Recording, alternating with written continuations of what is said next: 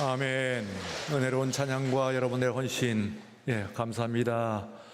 우리 예배를 도우시는 여러분들 모두 감사를 드립니다. 오늘은 종교개혁 기념주일입니다. 우리 예수님께서 예루살렘 성전을 방문을 하셨을 때의 일화를 사복음서는 모두 기록을 하고 있습니다. 마침 예수님께서 그 성전을 들르셨을 때에 성전 뜰에서 소와 양과 비둘기를 파는 사람들을 보셨습니다. 그리고 그 옆에 있는 환전상, 곧 돈을 바꾸는 사람들을 보셨습니다.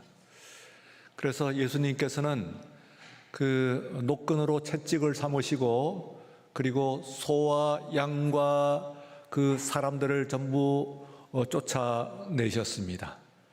그리고 또한 돈을 바꾸는 사람들의 상을 둘러 엎으셔서 그 상 위에 있던 돈들이 쏟아져 그 마당에 흩어졌습니다.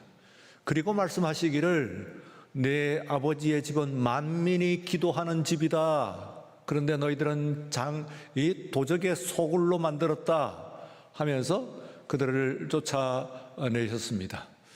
이 일이 모든 사람들에게 놀라운 일이었습니다. 왜냐하면 단순하게 그 사업을 하는 사람들을 공격한 것도 큰 일이겠습니다만, 성전 뜰에서 그와 같이 사업을 하는 그런 사람들은 모두 그 뒷배경이 말하자면은 성전의 제사장들과 연관이 되어 있는 것이기 때문에 그렇습니다. 그래서 감히 어느 누구도 거기에 대해서 이의를 제기하거나, 그리고 또한 그것을 반박한 사람이 없었는데, 예수님께서 그 사람들을 쫓아내시고, 그리고 상을 둘러 엎으시고, 그리고 아주 공격을 하셨습니다. 이에 이제 예수님께서 그 일을 하시는데 성전의 제사장들이 그 말을 듣고 쫓아나왔습니다. 그리고는 이런 일을 한다고 한다면은 당신이 메시아라고 보통 사람은 할 수가 없는 것이고, 하나님께서 보내신 메시아가 되어야 이런 일을 할 수가 있는 것인데, 당신이 메시아 된 증거가 뭐예요? 무슨 증거로 메시아가 할 수 있는, 메시아만이 할 수 있는 이런 일을 한다는 말이요? 하고 따졌습니다. 그랬더니 너희들이, 내가 메시아 된 증거는 너희들이 이 성전을 헐어버려라. 그러면은 내가 단 3일 만에 그 성전을 다시 짓겠다 하고 공언을 하셨습니다. 그래서 그 말씀을 듣고 거기에 있는 그 제사장과 그리고 또한 청중들이 헛웃음을 지었습니다. 이 성전을 짓는 데는 지금 46년째 짓고 있고, 아직까지 거의 짓긴 했습니다만, 그러나 완공은 되지 않은 상태였습니다.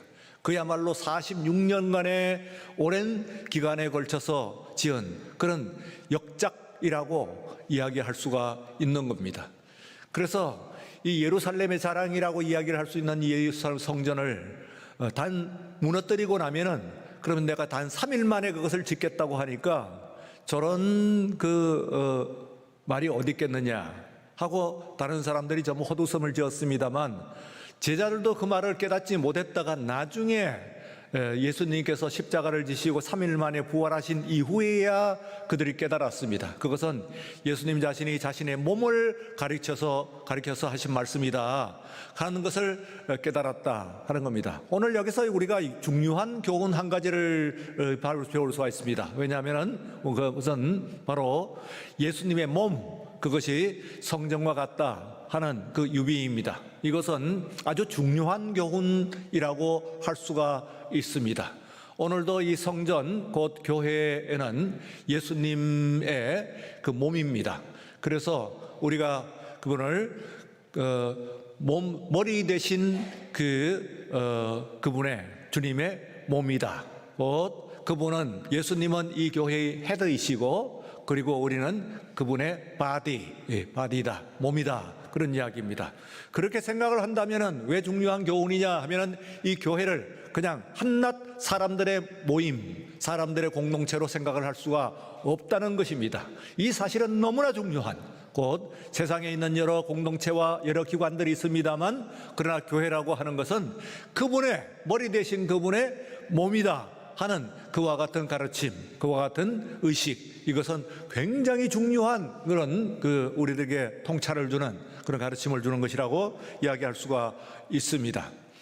그러면서 제자들이 그때에 이제 깨달았던, 그때에 떠올렸던 말씀이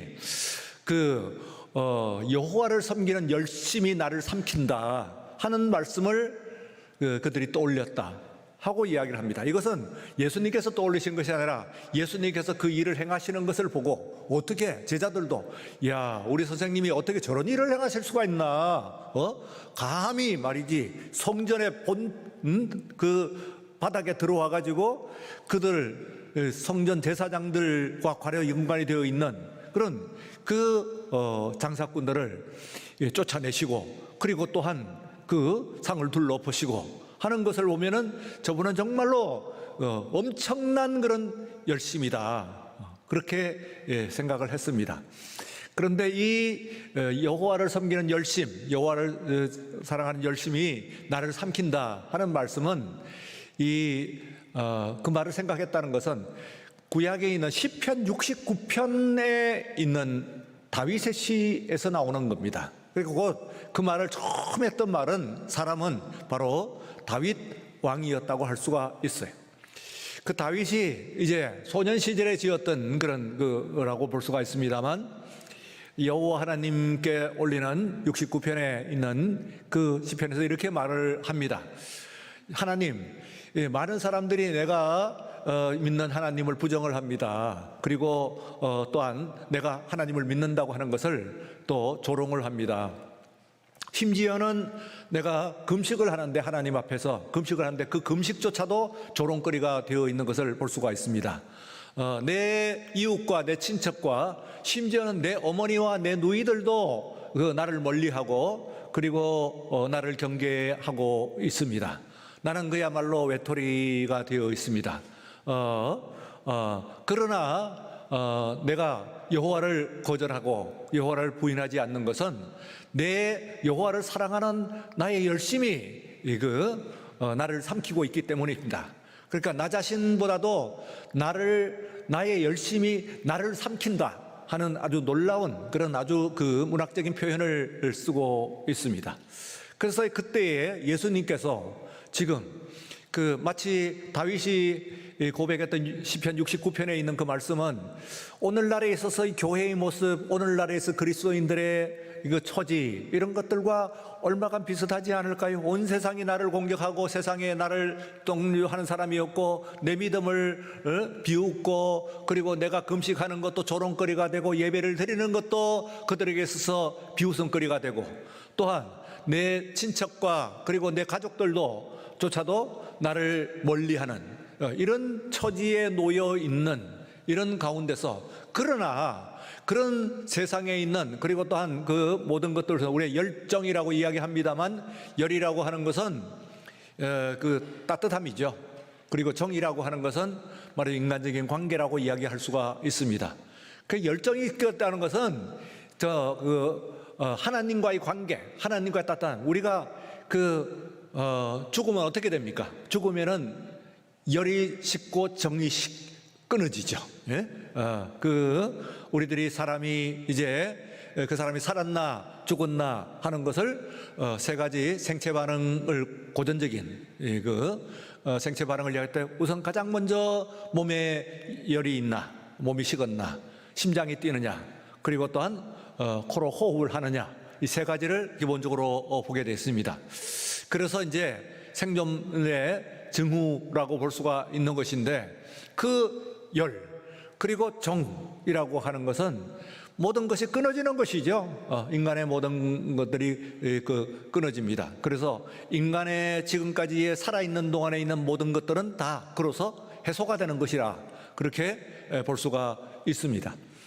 그래서 이 열과 열정이 다 열이 식어지고, 그리고 또한 정이 끊어지는 그런 상태인데, 이 다윗의 하나님을 향한 그 뜨거움과 열과, 그리고 하나님과의 그 끊어질 수 없는 그 관계, 그것으로 인해서 세상에 있는 어떤 관계들이 다 끊어지고 세상에 있는 모든 것들의 어떤 것들이 다 식어진다고 하더라도 나는 하나님을 향한 나의 열정이 나를 삼킬 것입니다. 나는 다른 어떤 것들도 거기에서 이해관계로서 거기에 무슨 계산을 할 수가 없습니다 하는 이야기들을 하고 있는 것을 볼 수가 있습니다. 오늘 여기에서는 우리들이 이 교회가 여기까지 오는 동안에 다윗 그리고 예수님의 그 상을 들러 보신 가운데서 기독교 2000년 역사 가운데서는 많은 신앙의 선배들이 계셨어요. 근데 그 중에서 이제 특별히 우리들에게 있어서는 이 마르틴 루터, 독일의 마르틴 루터를 여러 번 듣고 아마 여러분들이 잘 알고 계실 줄로 생각을 합니다. 뭐 얼마나 충분히 알고 계신지는 모르겠습니다만 어쨌든 다른 사람들에 비해서는 많이 들은 것은 틀림이 없습니다. 그래서 오늘 여기서 상대적으로 오늘 개혁교회, 우리 장로교회가 개혁교회 소환인데 이 개혁교회의 시조라고 얘기할 수 있는 장 칼뱅이라고 하는 사람, 그리고 또한 그 중에서도 이 스위스의 제네바와 그리고 또한 지금은 프랑스령입니다. 프랑스에 있는 그에서 스트라스부르, 뭐 독일어는 스트라스부르크 그렇게 얘기합니다만 스트라스부르라고 하는 그 도시와 관련되어 가지고 지금 그 장칼뱅이라고 하는 사람의 그 열정을 한번 생각을 해보고, 그리고 오늘의 우리들의 열정이 어디에 있어야 되는가 하는 것도 한번 좌정을 해보려고 합니다. 이 장칼뱅은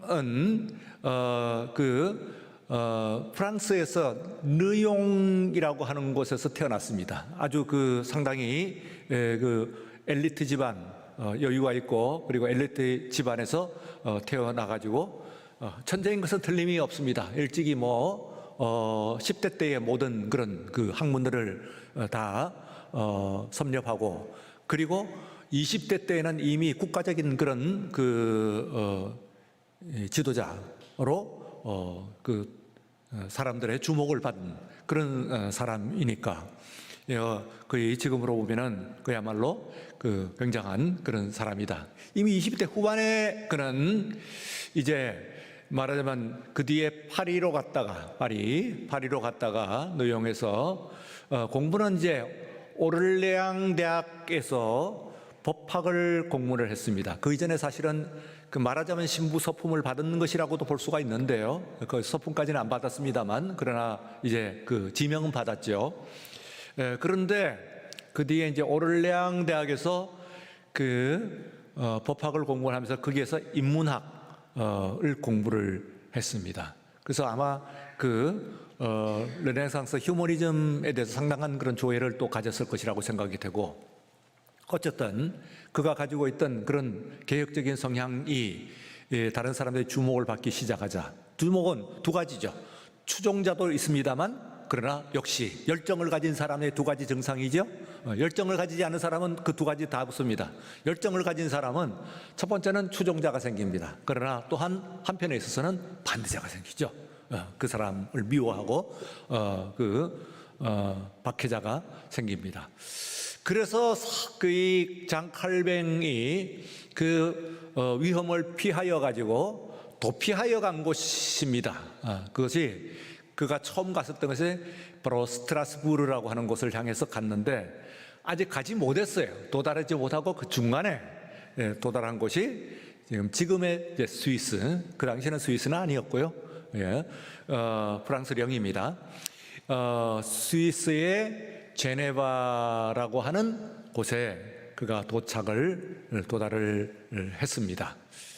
근데 이 장칼뱅과 함께 항상 세 사람은 언급이 되는데 그 중에서 한 사람이 기욤 파렐이라고 하는 사람입니다. 기욤 파렐이라고 하는 사람이, 이 사람이 말하자면은 칼뱅을 알아보고 그리고 그를 붙잡았습니다. 칼뱅은 다른 어떤 것들로도 움직이지 않는 거예요. 열정의 사람이기 때문에 그렇습니다. 그런데 열정의 사람은 약점이 있습니다. 바로 그 열정을 건드리면은 그는 무너집니다. 바로 그 열정 자체를 건드리면은 무너지는 거예요. 파렐이 어떻게 그를 무너뜨렸느냐 하면은 이 칼뱅이 이제 이 제네바에 머물러 가지고 제네바를 좀 제네바시의 지도자가 되어 가지고 이 제네바를 좀 지도해 주기를 바랐습니다. 근데 그 칼뱅은 끄떡도 않는 거거든요. 나는 내 길을 가겠습니다 하고 생각을 하니 주장을 굽히지 않으니까, 당신이 만약에 이걸 하게 되면 여호와께서 당신을 여기에 보낸 것은 하나님께서 보내신 것인데 당신의 화가 미칠 것이다, 이런 얘기는 화가 무서워서가 아니고, 말하자면은 그것은 하나님께서 그를 여기에 보내셨다고 하는 그 말에 대해서 그는 몸서리를 쳤습니다. 그리고 밤새 고민을 하고, 그리고 드디어 이제 제네바시의 지도자가 됐어요. 두 가지입니다. 제네바 교회의 지도자가 됐을 뿐만 아니라 제네바시의 지도자가 되는 겁니다. 그런데 아주 엄격했어요. 굉장히 엄격해가지고 제네바의 그 도시에 있는 사람들이 그야말로 숨을 쉴 수 없을 정도로, 그것도 그럴 것이 제네바에 모여 있는 사람이, 이 제네바라고 하는 것이 그 당시에 자유도시 리버럴 시티예요. 그러니까 이것은 어떤 왕국에 소속되어 있다기보다는 제네바 자체에 가지고 있는 어떤 자율권을 좀 가지고 있는 그런 도시였다, 그런 이야기입니다. 그런 도시가 많지 않았거든요. 그러다 보니까 어떤 왕국의 압제나 이런 것들을 피하고, 그리고 또한 카톨릭 사제들의 어떤 종교적인 그런 핍박, 이런 것들로 피해갖고 온 사람들로 많아 있어요. 그래서 그런 사람들이 이 많은 그런 사람들이 모여 있고, 또 어디서 도망쳐 나온 사람들, 이런 범죄자들, 이런 사람들도 득식을 거리는 그런 곳이 바로 이 제네바였습니다. 그럼 하루도 빠지지 않고 온갖 사건이 일어나고 굉장히 문란한 그런 도시가 바로 이 제네바였거든요. 그런데 이제 이 도시의 지도자가 됐으니까 그들을 다스리려고 하면은 어쨌든 엄격할 수밖에 없었어요. 그래서 어마어마하게 엄격한 그런 관리를 합니다. 그래서 너무 견딜 수가 없어요. 견딜 수가 없어가지고 이 사람들이 이제 제네바 교회와 그리고 제네바 시에 있는 사람들도 전부 합작을 해가지고 이제 단합을 해가지고 이 사람을 쫓아냅니다. 그래서 이 칼뱅이 이제 그 제네바에서 쫓겨나서 1938년에 가게 되는 곳이 원래 가고자 했던 스트라스부르크에 가게 됩니다. 근데 이 스트라스부르에서 가가지고 여기서 얼마나 중요한 것을 하게 되냐 하면은 처음에 거기에서 갔을 때는 스트라스부르에서도 또 말하자면은 스트라스부르는 그 앞에 있는 제네바처럼 자유도시는 아니긴 합니다만, 그러나 기풍 자체가 자유로웠어요. 그래서 여러 사람들을 좀 포용적인 그런 도시라고 볼 수가 있습니다. 이곳에 칼뱅이 가가지고 처음에는 유명한 사람이니까요. 그러니까 이 사람이 성 토마스 교회에서 이제 목회를 했습니다. 근데 이 성 토마스 교회는 굉장히 유명한 교회예요. 이 보답이 아주 멋지죠.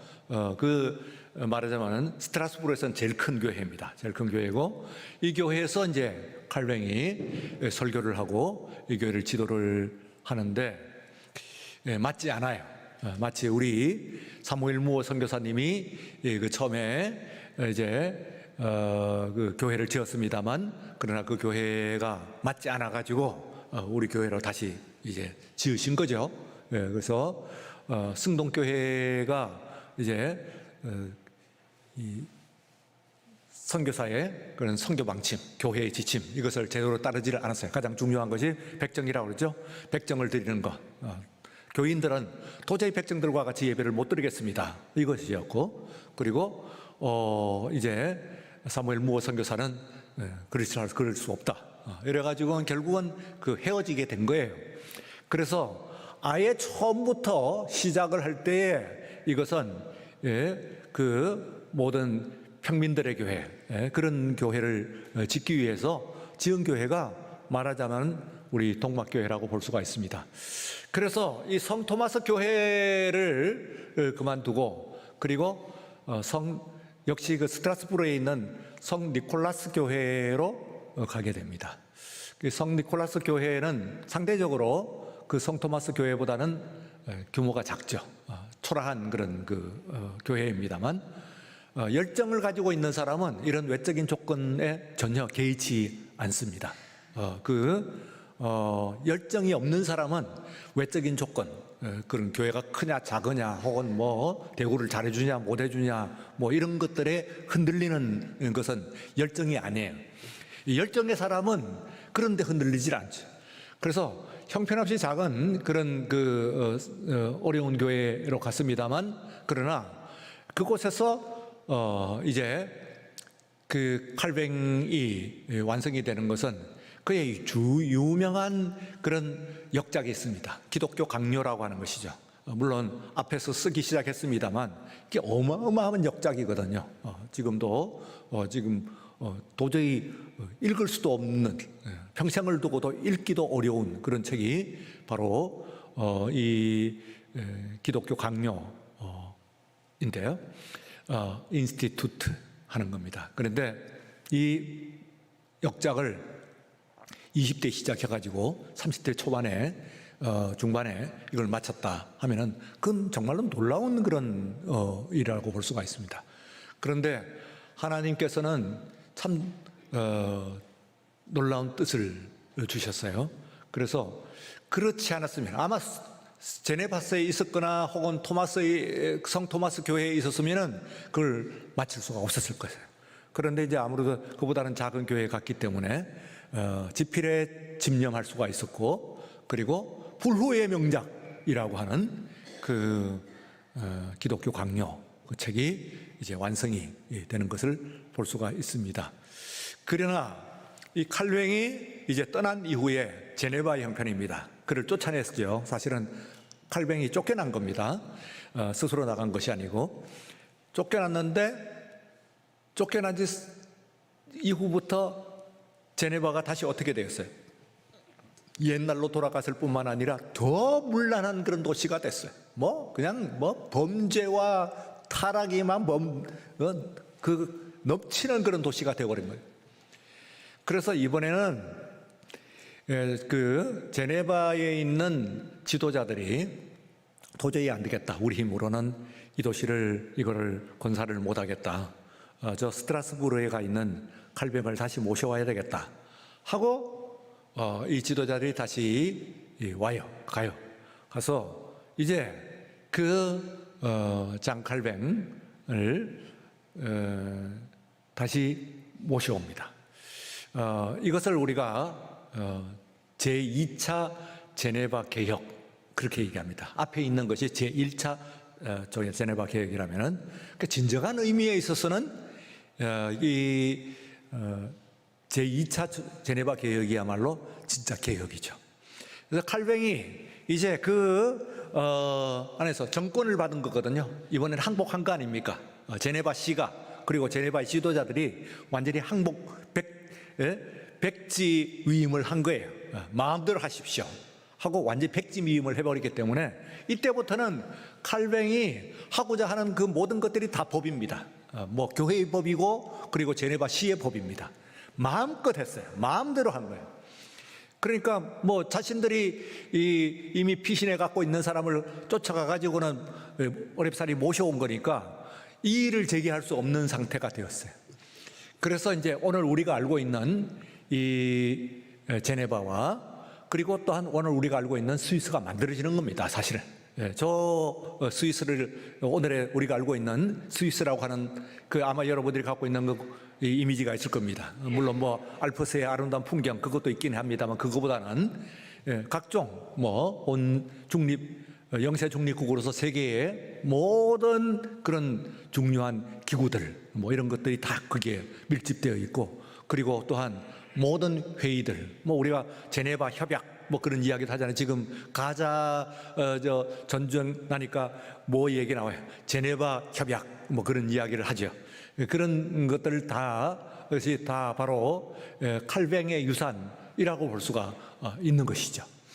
그래서요, 그 다음부터는 이제 이 가장 혼란스럽고 부패하고 타락한 이 도시가 일신을 하기 시작하면서 세계의 중심으로 서게 되는 그런 모습을 볼 수가 있습니다. 그래서 그는 이제 마지막 순간, 이제 그 사진을 많이 보는데, 죽으면서도 그것이 이제 칼뱅의 이제 그 열정을 하는데, 내 장례식을 치르지 말아라. 그리고 나는 봉분을 만들지 마라. 그리고 비석도 세우지 말아라. 그리고 내가 어디에 묻혔는지 사람들이 알지 못하게 해라. 이래서 그는 장례식도 없었고, 그리고 또한 그 큰 뭐 봉분이나 이런 것들이 있는 것도 아니고, 심지어는 비석도 없어요. 지금 여러분들이 보시는 그 울타리는 후에 세운 것이고, 앞에 있는 그 글귀도 그것은 후대에 그 세운 겁니다. 그 당시에는 그 물론 주위에 있는 그 대리 속으로 이렇게 깎아놓은 거 있죠. 그 부분도 그건 없는 거예요. 그러니까 여기가 칼뱅의 묘입니다 하는 건데, 이게 아무 표시도 없으니까 그 뒤에 참 안타까우니까 영어로는 JC라고 되죠. JC, 그러니까 장 칼뱅이라고 하는 것의 그 머리 글자입니다.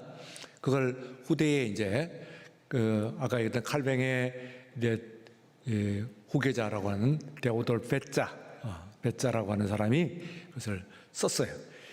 그렇지 않았다고 한다면 이것이 칼뱅이 묻혔는지조차도 알 수가 없었어요.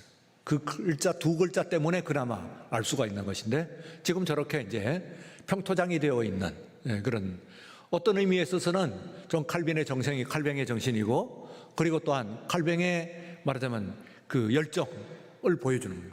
오늘 본문에서 나와 있는 이것을 뭐 자신을 나타내고자 하는 그런 것이 아니잖아요, 말하자면은. 그래서 세 가지 열정을 이야기하는데, 정말 욕심이 없는, 자기의 어떤 그 이해관계가 없는 그런 열정이어야 한다. 어떤 의미에서도. 그리고 자신의 오히려 고난과 손해를 감수하는 그런 열정, 이런 것들이 있어요. 무엇보다도 하나님의 말씀을 듣는 열정이, 이 다윗도 지금 그랬고, 또한 예수님께서 그 말씀을 그 성전을 청결하게 하실 때에 그 모습을 보면서 제자들도 어안에 벙벙했죠. 그리고 두려움, 이게 일이 어떻게 되나. 그런데도 당당하게 그 일을 하시는 것은 다른 어떤 이해관계를 생각하시는 것이 아니라 하나님의 말씀을 듣는 그런 열정, 이것을 가지고 있었다. 그래서 이 칼뱅은 그야말로 일생을 살아가면서 자신이 그런 세상의 어떤 사람들이 추구하는 영광, 심지어는 목회자로서의 어떤 영광이나 어떤 큰 지위나 혹은 어떤 대우나 이런 것들을 추구를 하지 않았어요. 오로지 정말 그 하나님을 향한 열정이기 때문에 그 외적인 조건은 좋을 때도 있고 나쁠 때도 있고, 또 세워줄 때도 있고 쫓겨날 때도 있고 나서설 때도 있고 숨을 때도 있었습니다만, 그런 외적인 조건들 같은 것들이 아무런 그를 구속하지 못한 그런, 그에게 제약을 주지 못한 그런 모습이라고 볼 수가 있습니다. 그래서 남긴 것이 전에도 제가 말씀을 드렸습니다만 유명한 문구죠. 에클레시아 레포르마타 셈페르 레포르만다, 그런 거예요. 영어로 얘기를 해보면은 처치 리폼드 and always reforming, 그런 얘기입니다. 그러니까 뒤에 있는 always reforming, 그것이 중요한 것이죠. 어떤 교회냐? 처치 리폼드, 그러니까 개혁된 교회, 개혁된 교회예요. 그러나 또한 동시에 언제나 샘페르, 언제나 개혁하는, 리포밍, 개혁하는 교회였다. 그런 이야기입니다. 바로 거기에 여러분들이 개혁교회 하는 것은 지금 루트와 특별히 오늘 칼뱅의 교회를 잇는, 칼뱅의 신앙을 잇는 교회를 우리는 개혁교회라고 이야기합니다. 리폼드 처치, 그렇게 이야기를 해요. 여러분들이 어디에 속하냐? 장로교회는 체제예요. 체제. 장로 체제가 있는 체제, 노회가 있고 하는 체제를 장로교회다 하고, 안에 있는 신앙적인 고백의 내용으로 얘기하면 여러분들은 개혁교회입니다. 여러분들이 어느 교단에 속하나요? 하면 장로교회에 속합니다 해도 되고, 혹은 개혁교회에 속합니다 해도 돼요. 개혁교회 하는 것은 바로 이 어떤 교회냐 하는 것은 바로 그때 개혁된 그 칼뱅이 개혁한 그 교회뿐만 아니라 또한 앞으로 지금 이 순간도 개혁하는 교회. 누가요? 바로 여러분들이에요. 그걸 하기 위해서는 뭐가 있어야 되나요? 다름 아닌 열정이 있습니다. 열정. 그래서 다른 것이 아니라 오늘 하나님께서 찾으시는 것도 이 교회, 그리고 이 시대를 향해서 누구를 찾으시느냐 하면은 열정을 찾는 거죠. 이해관계가 없는 열정. 이해관계가 있는 열정이 있어야 한 번씩 보면은 딴짓하면서 뒤에 감추고 정의로운 척하고 하는 그런 것들이 있습니다. 그런 것들은 인간적인 욕심이죠. 순수하게 정말 마지막 순간까지 내 것을 추구하지 않고 온전히 자기 자신의 열정으로 나아가는 그런 신앙. 이것이 칼뱅이, 또 그 이전에 바로 예수님께서 오늘 본문 가운데서 또 예수님의 그 말씀의 근거가 되는, 제자들이 떠올린 근거가 되는 다윗이 바로 그를 한 인물이었어요. 그 다윗과 예수님과, 그리고 또한 이 칼뱅을 잇는 오늘의 다윗, 오늘의 예수님, 오늘의 칼뱅이 누구냐 하면 바로 저와 여러분들이에요. 오늘 이 시대 가운데서 다른 모든 것이 끊어지고, 그리고 세상의 모든 사람들이 우리를 반박하고 조롱하려고 비웃는다고 할지라도 나는 여호와의 열심으로, 하나님의 말씀을 믿는 열심으로 주님을 섬기겠습니다. 믿음으로 다시 한번 주님의 부름에 한 걸음 더 다가가는 우리 모두가 되시기를 주의 이름으로 축원합니다. 거룩하신 하나님 아버지 감사합니다. 종교개혁 기념 주일을 맞이하였습니다. 오늘 이 시간에 우리들이 주님 앞에 드리는 귀한 예배를 받으시고, 이것의 예배의 형식이 아니라 이 속에 있는 정말 우리를 개혁하고자 하는, 나 자신을 개혁하고 이 시대를 개혁하고자 하는 우리의 열정을 주님께서 받아 주시옵소서. 그래서 항상 열과 정, 살아있는 교회가 될 수 있도록 인도하여 주옵소서. 감사합니다. 예수님 이름으로 기도드리옵나이다. 아멘.